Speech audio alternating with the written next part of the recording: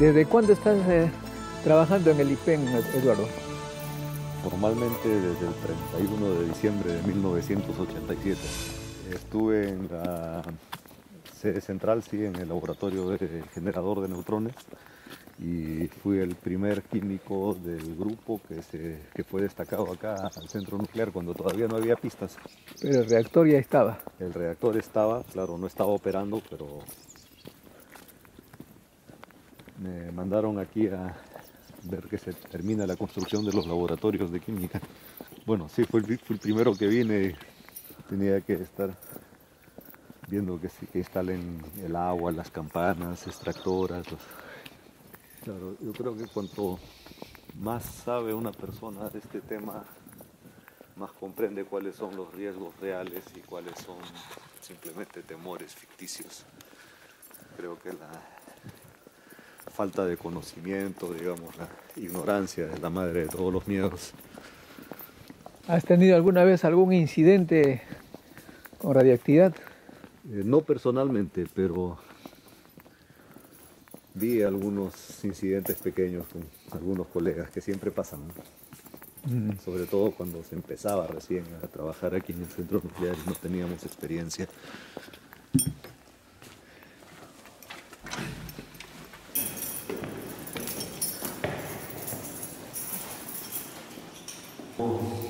Creo en fuerzas ocultas, al menos las fuerzas ocultas no existen en la física ni en la química. Por segunda vez eres director. Así es, nuestro. Adelante, estás en casa. Gracias, amigos, por estar en este encuentro con la ciencia. Estamos hoy día pues con un tema puramente y netamente peruano, dado que el Perú todos los días nos da sorpresas arqueológicas.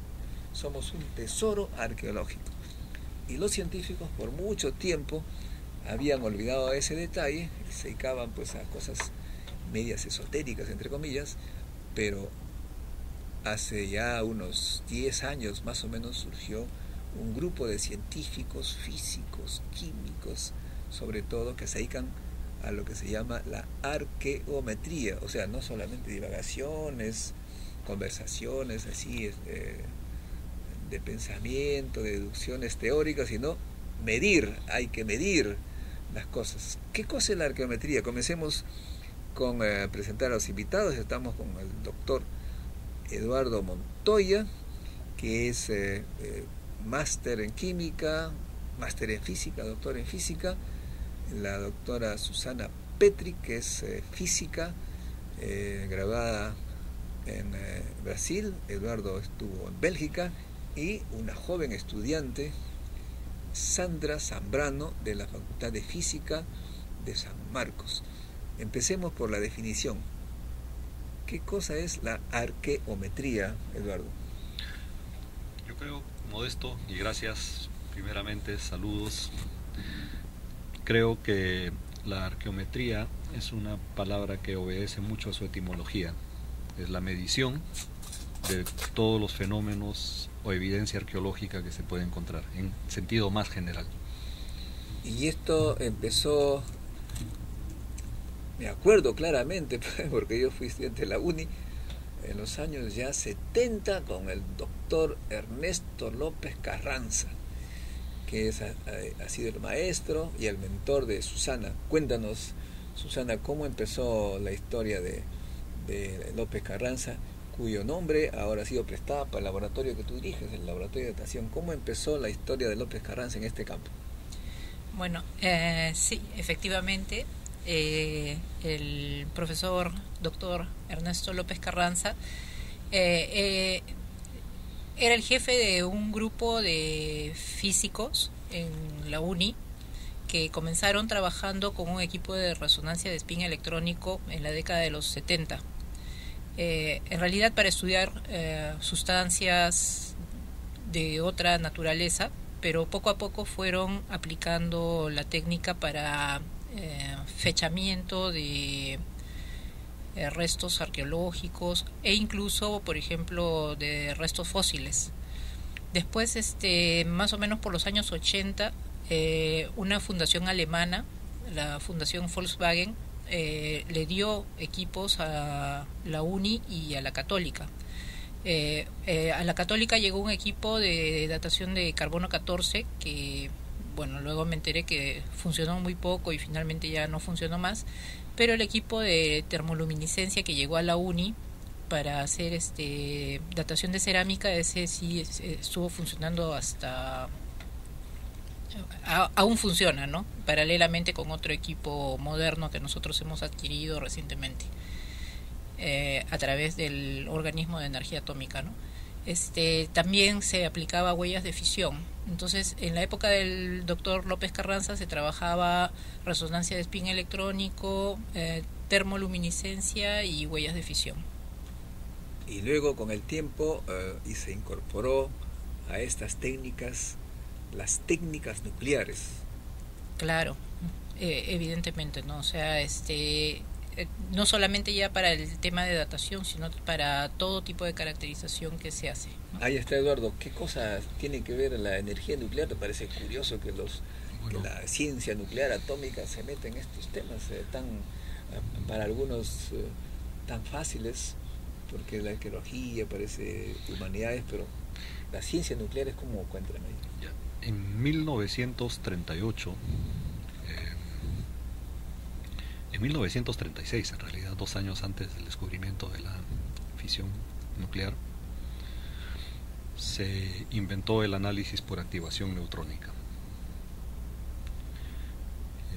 Los inventores fueron el profesor von Hevesy y la profesora Hilda Levy, y desde entonces esta técnica ha resultado ser muy útil para arqueometría. En el año 1957 fue introducida para el análisis de procedencia de fragmentos cerámicos, y en la actualidad es para mí un honor, un placer, un orgullo como peruano poder decir que tenemos ya prácticamente lista una técnica no destructiva para el análisis por activación neutrónica de cerámicos enteros. Y también empezó, me acuerdo, todo un movimiento en este campo que se incorporó también la Universidad San Marcos, justamente la joven estudiante Sandra Zambrano se dedica a la arqueometría en San Marcos, en la Facultad de Física. ¿De qué ángulo ustedes toman en San Marcos la arqueometría? Nosotros iniciamos en San Marcos un estudio por medio de fluorescencia rayos X, que es una técnica no destructiva. Iniciamos más o menos en el año 2007 a estudiar objetos metálicos de la cultura mochica. Iniciamos con Zipán, luego ya con el descubrimiento de nuevas tumbas, fuimos al Museo de Sitio Huaca Rajada, y por medio de un proyecto con el CONCITEC hemos podido hacer que estas mediciones sean hacia otras culturas también, ¿no? Hemos medido Upisnique, en el Museo Larco, y nos proyectamos a seguir haciendo mediciones por medio de fluorescencia rayos X, el cual nos va a decir, cuantificar qué tipo de aleación es, si es una aleación de oro, cobre dorado, una aleación con plata, y podemos ver por otras técnicas ya el tipo de manufactura, ¿no? Que es lo que estamos buscando estudiar básicamente. Bueno, Eduardo, y entonces, ¿qué es lo que más o menos se ha descubierto con estas nuevas técnicas? ¿Cuál ha sido su plus, el valor agregado, como dicen? Bien, anteriormente hemos hecho varios trabajos con fragmentos. En uno de ellos hemos logrado demostrar que en la época del Horizonte Medio, unos 500 años antes de los incas, hubo intercambio de cerámica entre Ayacucho y Cusco, y eso es importante porque revela que probablemente hubo también intercambio de otro tipo de objetos perecibles. La ventaja de la cerámica es que se conserva, y entonces se puede usar como evidencia para construir teorías sobre cómo pudo ser la relación comercial y de intercambio en esas épocas. esto ya es trabajo de los arqueólogos. En la arqueometría siempre se necesitan dos actores, como mínimo: los científicos, los químicos, físicos, biólogos, matemáticos, y los arqueólogos, que son los que tienen el conocimiento para usar esa evidencia que dan las ciencias y tratar de construir modelos sobre las sociedades antiguas. Y en la UNI, ¿cuáles han sido sus descubrimientos de estos estudios tan interesantes? Bueno, en la UNI nosotros poco a poco hemos ido ampliando la cantidad de actividades que llevamos adelante, a pesar de que somos pocas personas las que trabajamos allí en el laboratorio. ¿Será motivo para que los menciones con quiénes trabajas? Bueno, en el laboratorio principalmente está Sheila Malpartida, que es magíster en arqueometría. O sea, ella hizo estudios en la Universidad de Burdeos, en Francia. Ella es egresada de la UNI, de física. Estudió después una maestría, hizo una diplomatura de arqueometría que organizamos la UNI, San Marcos y el IPEN en la Universidad de San Marcos.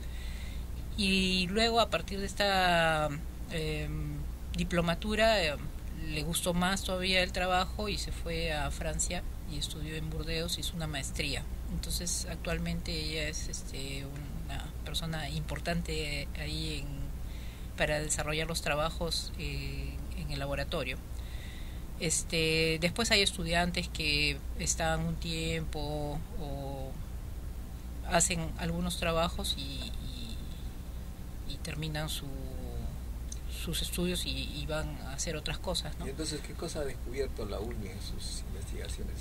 Bueno, decía de las actividades, de los diferentes tipos de análisis que nosotros estamos llevando a cabo. En la época del profesor López Carranza, nosotros trabajábamos básicamente datación de cerámica de diferentes lugares, ¿no?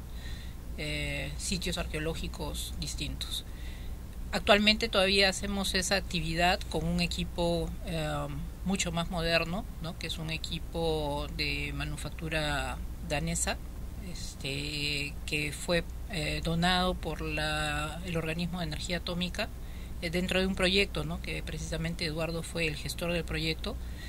Y ahora, aparte de eso, hacemos análisis químicos para poder determinar la composición química, que puede en algunos casos ser característica, como él menciona, ¿no? Y puede darnos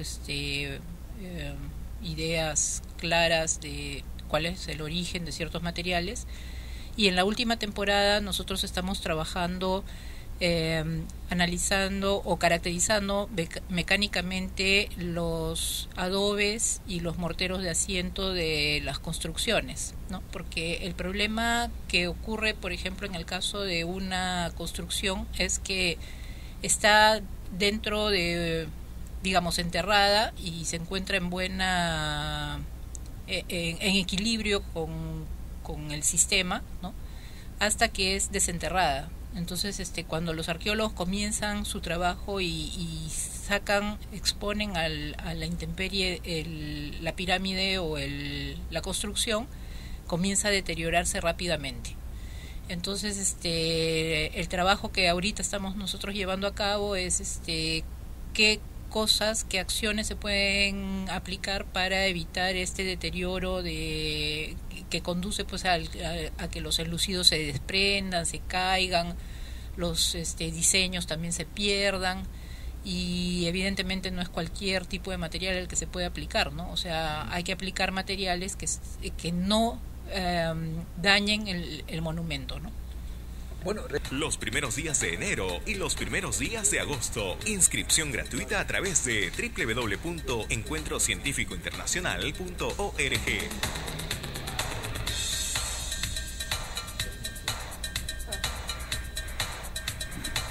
Gracias, amigos, por seguir con nosotros en este encuentro con la arqueometría, en realidad. Sandra, y en San Marcos, entonces, ¿qué cosa ha descubierto? ¿Cuál es su contribución al conocimiento de la arqueometría? Analizando y centrándonos en lo que es la cultura mochica, Zipán, básicamente, hemos visto que muchos de los objetos dorados que se presentan ahí son recubiertos en oro, no son completamente de oro, ¿no? Lo que en muchos casos hemos visto que es el tumbaga conocido como tal, ¿no? ¿Cómo se llama? Tumbaga. Tumbaba. Tumbaga. Ah, tumbada. Sí, es Muy una bien. aleación que de mucha dureza, mucha firmeza, y exteriormente dorado, amarillo, pareciera que fuera de oro, ¿no? Y a la hora de ser encontrado, desenterrado, no se veía corroída como usualmente se encuentra el cobre dorado, y pensaban los arqueólogos muchas veces que era una pieza legítimamente de oro. Y pero, ¿con qué técnica? ¿Cuál fue? Fluorescencia de rayos X. O sea, con ello detectaban que había solamente oro en la superficie. Sí, con esta técnica también se puede ver que es superficial el oro o el grosor de recubrimiento dorado. ¿Pueden medir el espesor? Sí se puede. Bueno. Con esta técnica, pero tiene que ser un grosor un poco ancho, no estamos hablando más de 2 micras aproximadamente. Eduardo, también esto me hace recordar que algo de esto tenías tú en conocimiento, ¿no? Bueno, sí, Heather Lehman del Tecnológico de Massachusetts estudió y consiguió reproducir, junto con Paloma Carcedo, que fue su estudiante y ahora está en la Católica, estudió y logró reconstruir la tecnología para hacer esos bañados de oro. O sea, hizo lo mismo. Ah, caramba, qué interesante. Pero eso significaba, también había entendido, que los chimús manejaban una tecnología que en esa época no habían, digamos, estaban en la punta. Era alta tecnología, definitivamente ellos no tenían procesos electroquímicos ni tecnología electroquímica, pero lo que ellos hacían era muy simple. Con jugos vegetales sacaban todos los metales que no eran nobles, de tal manera que solo quedaba el oro encima.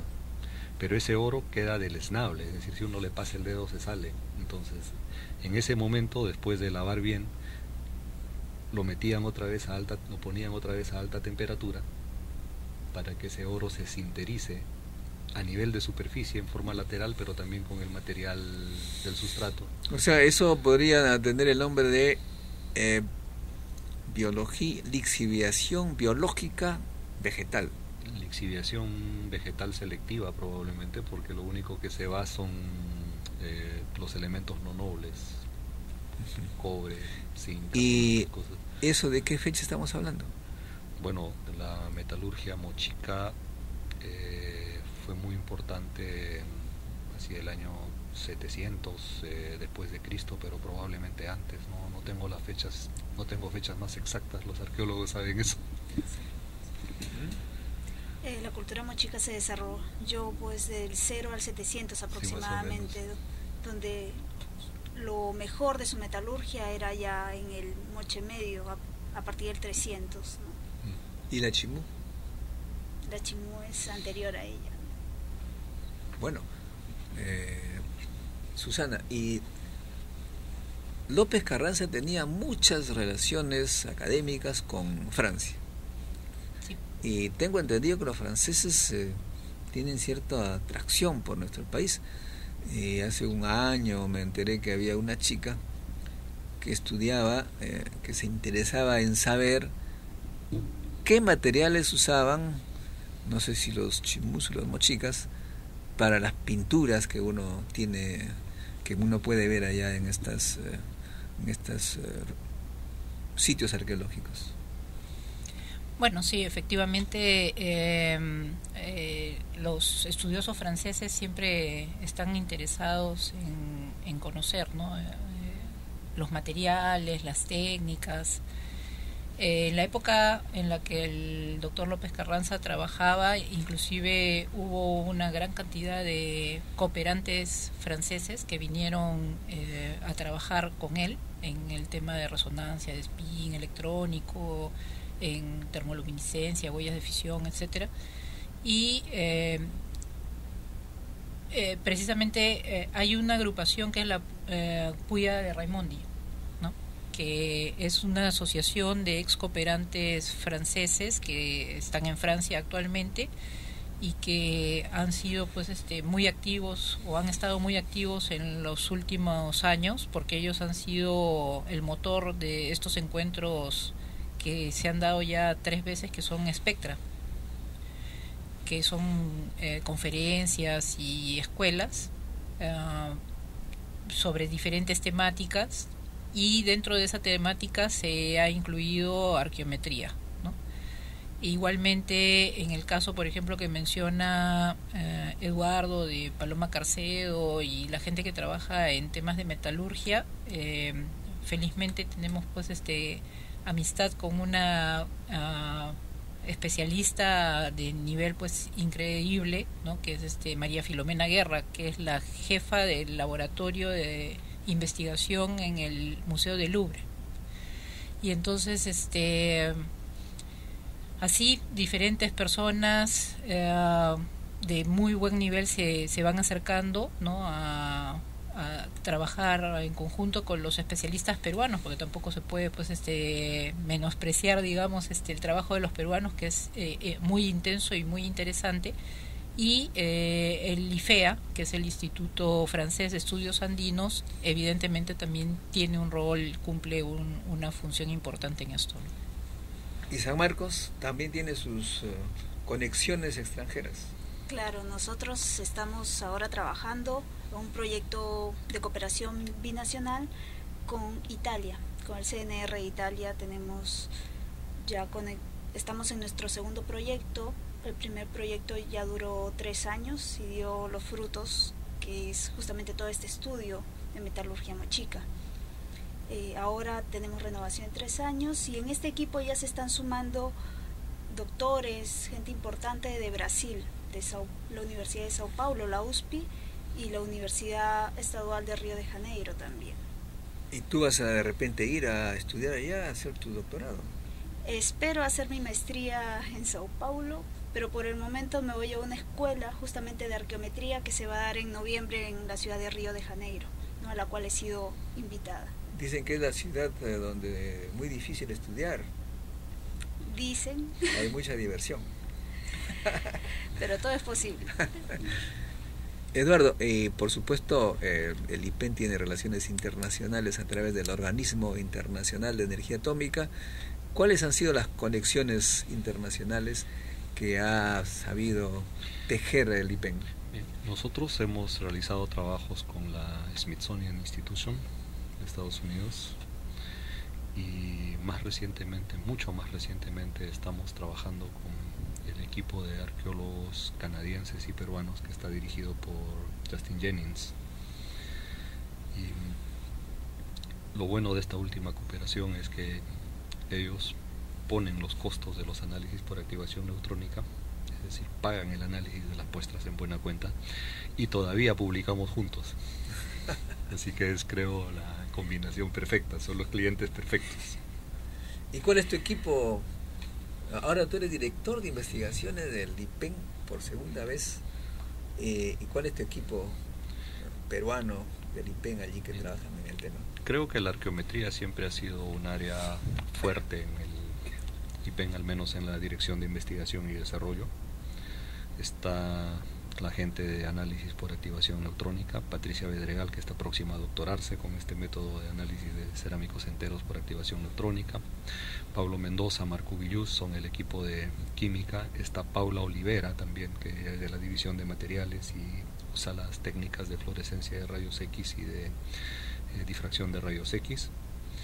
Y tenemos también algunas personas en el área de física, como Alcides López y José Solís, que aplican otras técnicas.